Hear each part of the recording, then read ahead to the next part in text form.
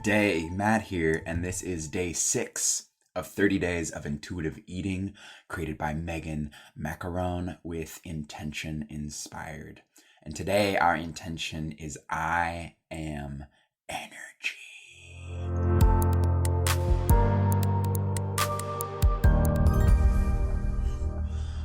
Nice. Very excited to dive into today's session because, wow, I eat for so many other reasons than just energy. Reflecting on Chinese medicine, one of the few ways we have direct impact on our qi, on our energy body, is food. So let's respect that and let's learn a bit more about that. Diving in with our host, Meg, as she explores this topic with us.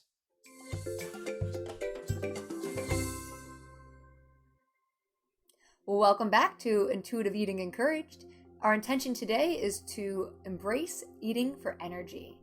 While there are a lot of other aspects to why you might have low or more high or low energy for the day, such as sleep, hydration, and stress levels, which we will be talking about, right now we want to just specifically talk about what you're eating and how you can change up the food you choose to eat specifically to give you more energy throughout the day, or at least help you with cravings and that slump you might get at like 3 p.m. And so how does that work? Well, after trial and error, what I've found to be the best way to eat for energy is to focus on balanced meals. Balanced meals created of whole foods. So I like to think of it like an 80-20 rule, where 80% of the time I eat really healthy whole foods, 20% of the time I'm indulging, kind of like the plate crowding. And so what does a balanced meal look like? Well, a balanced meal has a protein, a fiber, which is your carbohydrate, and some fats into it. And this can look however you want. Some foods have all 3 of those in there, like beans, and others only have 1, right? Like olives, they have fat. They're made up mostly of just fats. So you want to create a balanced meal. What that might look like if you eat meat, right? So chicken, broccoli, rice. And that's like the normal dieters or bodybuilders go to: chicken, broccoli, rice, right? It doesn't have to be so boring, just simply showing you what it looks like. That's what a balanced meal is, because it's giving you the carbohydrates you need, it gives you which gives you the fiber you need, it gives you the protein you need, and it's giving you fat, all of which is going to help you feel fuller with less food, which is why we talked about like plate crowding, right? We want to fill up on these nutrient-dense foods. It's going to help you eat less and have more energy, because that's what your body needs, right? Your body functions on food for the most part. So fuel, like gasoline in your car, is food for us. And there's different types of gasoline out there. And so if you put a crappy gasoline in your car, it might not run so well versus putting in that premium gasoline. And maybe you can't afford the premium gasoline for your car, but your body isn't your car. Your body is the only place you have to live. So let's consider that we want to put premium into it as often as possible. This doesn't make you bad for indulging in junk food. It doesn't mean you can't have junk food or that you should stress out and beat yourself up for having sugar. You're going to eat sugar again in your life, probably. I know I will. It's really just about moderation and eating more for energy and less for using food to numb ourselves to life. And so what does that look like? Well, I like to explain protein, carbohydrates, and fats like so. So protein, it's whatever food has protein in it. There's healthier ones versus less healthy ones, and that usually has to do with the type of fat that food has in it. And so, vegetarian proteins like beans or legumes or tofu or edamame are great sources. Fish, chicken, turkey, great sources as well. Eggs, great sources. Lean red meats are great sources as well. And then you kind of get into not so great sources of protein. Not bad, but when I say not so great, I just mean like there's a lot of additives. Maybe there's a ton of sodium in it, right? And those things, they're going to have negative effects on your health over time, like higher cholesterol or blood pressure. So it's good to be aware of those things. They're not off limits, just be aware. Carbohydrates, same thing. We're looking for whole foods, things that haven't been processed that much. So a whole grain is something like quinoa or rice or oatmeal, right? And I like to explain it kind of like an apple. So here you have this apple, which is a carbohydrate, in case you're wondering, and you just pluck it from the tree. Apple, awesome. And that is the same as like rice or oatmeal or quinoa, right? It just grew and we took it, we maybe washed it, beans, right? And they're ready to go, we eat them.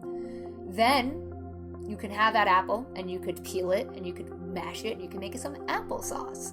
Yummy, mostly apple, maybe you add a little sugar. You took away some fiber by peeling it because that's where the fiber is in the apple though, right? So it's slightly processed. And that's where we get into our slightly processed carbohydrates. So things like wheat bread or whole wheat pasta or like a protein pasta or something like that, right? Slightly processed. Not in its original whole form, but not like extremely processed and lacking all nutrients. And then we can take that apple and we can make apple pie. Still has apple in it. Definitely not as healthy as a regular apple. And that's more like your baked goods, your crackers, your chips, and all the extremely processed carbohydrates out there in the world, right? They're not bad, they're not off limits, but usually they don't fill you up, and you need more than 1 or 2 servings to reach that fullness, which is showing that it doesn't have the nutrients your body needs, which is where plate crowding comes in. And so that's how I like to explain carbohydrates, because they're not bad, they're not off limits, but we want to think about, 80% of the time having it in the full apple form, whole grains, 20% of the time having that apple pie version of carbohydrates. And then when it comes to fats, it's all about your health, right? So with fat, you're really just looking for healthier fats like olives, olive oils, nuts, nut butter, seeds, avocados, and those kind of fats. I'm sure there's many more, I just can't think of them. And yogurt and stuff, right? And we want to step away from things like trans fats or saturated fats that get solid at room temperature. Cheese, mayonnaise, all those other things, butters, they're not bad, right, at all. They, for the most part, are overall just high in calories, and sometimes the fats in those aren't healthy either, so it's good to read the label on those. Again, it's not about being perfect and always choosing the healthiest food, but when it comes to eating for energy purposes, you will notice that if you're eating these whole foods more often, you're going to have more energy. You're probably going to have like more regular bowel movements and just feel better in your skin overall. And your skin can even clear up, especially if you have acne, versus eating processed foods, junk foods, and fast foods more often than not is going to leave you sluggish, maybe not going to the bathroom regularly or too much, having like acne and skin problems and just low energy. And so when it comes down to, eating for energy, our goal is to create these meals, eat them for hunger, stop when full, savor each bite, and see how that feels for energy. And you can do an experiment with this. So the eating for energy experiment is that, like one day, for one entire day, just don't eat protein, let's say, right? Just eat like processed carbs and no protein. It's a weird thing for me to tell you to do when you're trying to be healthy, but it's an experiment for you to actually physically experience what that feels like versus the very next day having extremely healthy whole foods with lots of proteins that's filling and seeing like, wow, I have more energy one day than the other because of what I ate. And how fast I ate it and how much I ate still matter here. So that's the experiment you can do if you want to. The last thing I'll say here is talking about snacks. So snacks are something, they're not bad, but we've definitely embraced them a lot. Like we all love snacks, at least in America, I've noticed. Snacks are not there to fill you up. They are there to bridge the gap between meals, right? To help with hunger until your next meal, which means that snacks are usually like half the size or even smaller than your meal itself. Often though, what ends up happening is our snacks are things like processed granola bars. Like I used to love Cliff Bars, and there's nothing wrong with Cliff Bars. I'm not saying there's anything wrong with them. They are fantastic if you're going on hikes and traveling and you can't get to a meal, but they are basically a meal replacement that's pretty high in sugar and they're really processed. So one Cliff Bar can be like 230 calories, where you could have like, I don't know, some other really awesome food for 230 calories, let's be real. And while we're not counting calories, it's just really good to realize, like, did that even fill you up? Was it good? And like, could you have chosen something else, right? The thing is that it was like the 1980s when snacking became popular. Before that, snacking was something that people did if necessary for hunger, and otherwise they just had breakfast, lunch, and dinner, right? And people usually grabbed healthy snacks like an apple or some nuts or carrots or Greek yogurt or something like that. And those are all amazing snacks. And even just some leftovers, like 5 bites of your leftover from dinner the next day can be a snack, right? So you can choose whole foods as your snack foods. But the world around the 1980s created snacking, like the snacking industry. And it's because, I don't know if this is the only reason, but from my research, it's because women went to work. Women stopped staying home and they went to work, which meant nobody was home cooking. Nobody was home making sure that everybody had their meal plan prepped, right? So now everybody's working, we're all super busy, and nobody's cooking for themselves, so we have to get on-the-go stuff, right? On-the-go prepackaged bars, on-the-go prepackaged this, hit the fast food drive-through, whatever it is. But the thing is that most of these processed and packaged snacks, often they're filled with added sugars, such as regular soda or sugary coffees and energy drinks, right?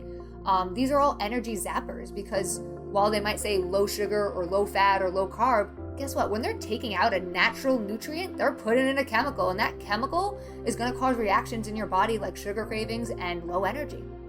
And so it might seem like for weight loss, you're like, oh, let's go low carb, but it could backfire, because what is in there? What's in there that makes it low carbs when there's low carbs, right? We can go into the science behind it. Does it really matter? The question is, can we just eat naturally occurring foods and not worry so much about the carbohydrates and simply listen to the body? And so whether it's energy drinks and beverages or sugary, granola bars and snack foods and crackers, it's good to realize that things might not be giving you fullness, right? They're not helping with hunger because they're not nutrient dense. And that includes your drinks that you're having that are filled with calories or your snack foods. So when it comes to snacking and using protein bars and all this other stuff, I was there for a long time. It's very easy to want to do that.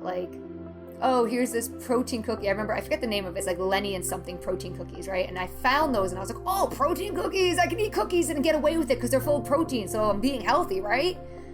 Nope. When you read the labels of those cookies, it's like half a cookie is 300 calories and has 20 grams of sugar in it. And it's not even that good of a cookie. I would much rather have a cookie I love that has no protein in it and less sugar and tastes better, right? And so that's where getting picky on what you indulge in comes in. Don't just indulge in something like a cookie because it has protein powder in it. Indulge in the cookie you actually want. Because usually those type of things, the protein bars, they're still filled with, tons of additives, and they claim they'll boost your energy. But that's not backed by anything. They're more like a superior candy bar with some protein in it, right? And then tons of sugar. That's all that you're eating there. And so you can definitely eat more whole foods. Again, all food is abundant. No food's off limits. I'm not trying to get you to become afraid of protein bars or cut them out of your life. I still eat protein bars myself. I still get my protein shakes. I like them. I'm just not living by them. They're not my snack 2-3 times a day, every day, because they're not that filling. They usually lead to me needing to eat again an hour later. And instead I started to choose whole foods as my snacks. And I use things like bars and quick things like that when necessary, like traveling and hiking and going on a plane or being in a car for a really long time or being in a meeting that I know I can't go eat, right? So they're there to help you adapt to stress and busyness in life. They're not there to replace meals and snacks. And so when it comes to choosing your snack foods, try your hardest to choose whole foods as often as possible, and don't choose those, sugary processed snacks unless you actually like the way they taste. If you're just choosing it because you think, hey, this is healthier and I'm trying to lose weight, and you don't even like the way it tastes, just stop eating it and go get something you actually like so you don't feel deprived, so you don't feel the need to go overeat or binge or emotionally eat later on tonight. All right. So that's all about how you can eat for energy. So take time over the next few days to keep an energy journal, right? So this isn't exactly a food journal, although it could be. And just note, do you have energy today? Do I have energy 2 hours after this meal? Is this meal sapping my energy, right? Notice how if you eat a really heavy meal, fried food and stuff like that, it's like, do you feel like, ugh, I don't want to go back to work, right? Or if you eat, a very balanced meal, like I said earlier, like chicken, rice, and broccoli, or not that it has to be that, or just like oatmeal or eggs with toast even, right? A balanced meal that has all the macronutrients in it. Notice, does that give me way more energy without making me sluggish? That's what we're looking for when it comes to eating for energy. All right, now it's up to you to go experiment with this on your own, because your body is unique and different than mine, and things will sit differently for you. So listen to your body, listen to hunger and fullness, decelerate around food, play crowd, and start to see what foods are giving you energy and what foods are zapping your energy from you. I will see you in the next lesson. Have a great day. Wow, that was such a great session. Thank you, Megan. Whew, good stuff. And now I'm realizing more and more, Megan, why why the first journal prompt on being open-minded on day 1 was, what are you scared about on this journey? And I'm noticing more and more fears come up as I dive into this, which is great. Opportunities for growth. But confession, I am a dedicated snackaholic. I actually used to believe not too long ago that it didn't matter how much food I ate, so long as it was quality, clean, healthy food. I believed that. So I've developed a lot of unhealthy overeating habits, and I could get away with it because I'm very active, good metabolism, and wow. So I'm very inspired to play with the eating for energy experiment today, and just to create more awareness around the quantity of the food I eat and how it affects my energy and beyond. So, right on.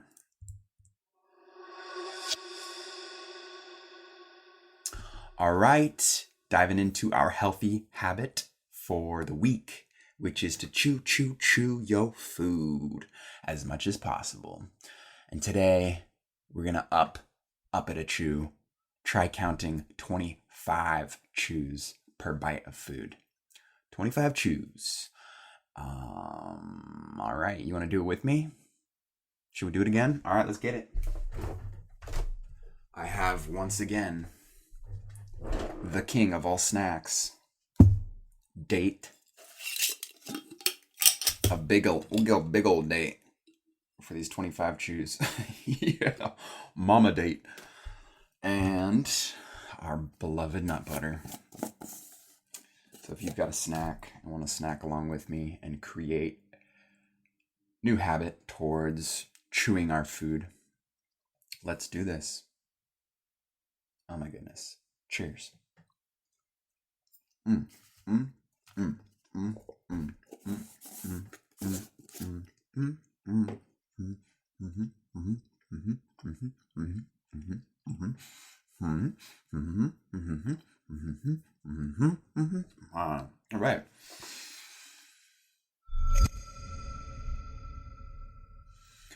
And diving into our wise words for the day by our one and only Megan McElrun, who said, "I regret eating that healthy meal. Said no one. Ever." That's fun. All right, if you got your journal handy, our journal prompt for today is to notice how energy levels change on days that you eat a balanced, nutrient-dense meal versus days that you don't. So if you'd like to give yourself just a moment to journal on this, get a different perspective on this, go ahead and hit pause and get it going.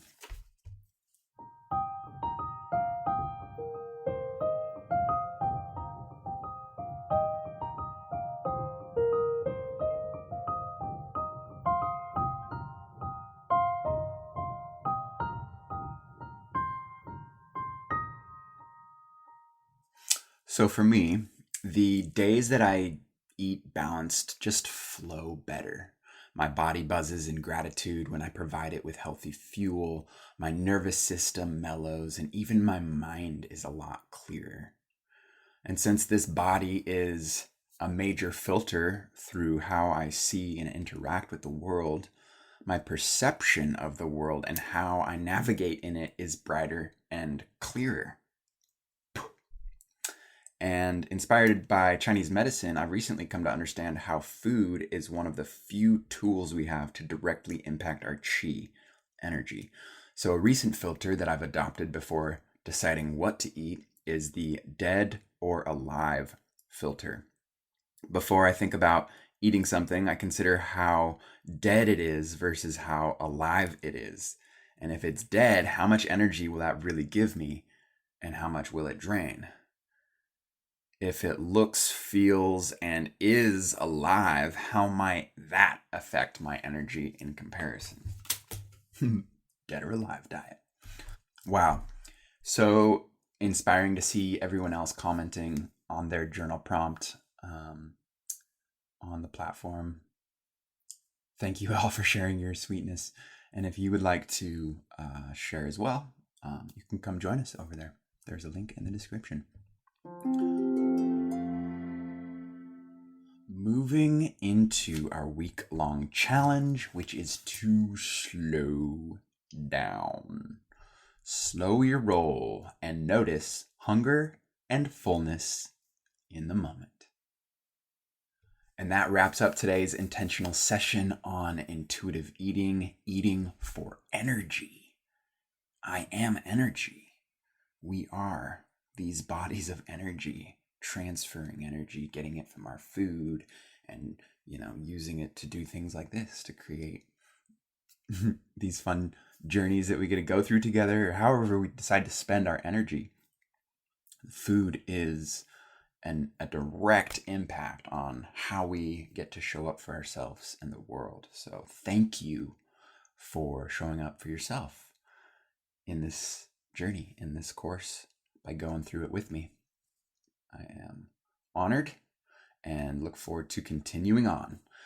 Tomorrow, day 7, our intention is I am hydrating. So we'll be exploring how water plays its role in our intuitive eating. Until then, I hope you will connect with your food more in a way today where you see how it affects your energy, and feel free to report back. Would love to hear from you. Also, I'm going to drop a link in the description to send us a voicemail. If you've been playing with these practices and these habits and these challenges and all the goodies, and have some questions for either me or Megan, there is a link in the description for you to record a voicemail and shoot us a message so that we can address them via this podcast, the videos that we do. We meet once a week within everyone in the Intention Inspired fam. We have a weekly, just like, community conversation, and so we can address them in those as well. Rock and roll. Peace, love, and energy.